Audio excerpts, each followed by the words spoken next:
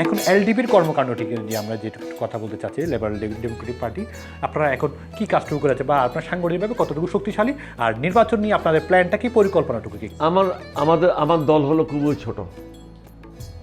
আমি যদি মনে করি আমার 50টা এমপি হবে, এটা ঠিক না।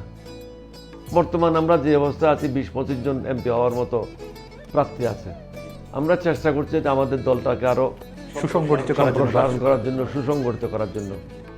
এখানে প্রশ্ন হলো, রাজনীতির মধ্যে একটা জিনিস ঢুকে গেছে যে বড় দলে না গেলে এমপি হওয়া যাবে না, বড় দলে না গেলে মন্ত্রী হওয়া যাবে না, বড় দলে না গেলে পয়সা রোজগার করা যাবে না, বড় দলে না গেলে এমপি নির্বাচন করার জন্য 2 কোটি টাকা পাওয়া যাবে না।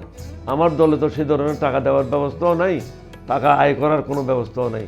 সুতরাং আমার দলে অন্য বড় দলগুলিতে যাওয়ার জন্য যেভাবে আগ্রহী, আমার দলগুলিতে আসার জন্য সেভাবে তো লোক আগ্রহী না। এটাই হলো বাস্তবতা।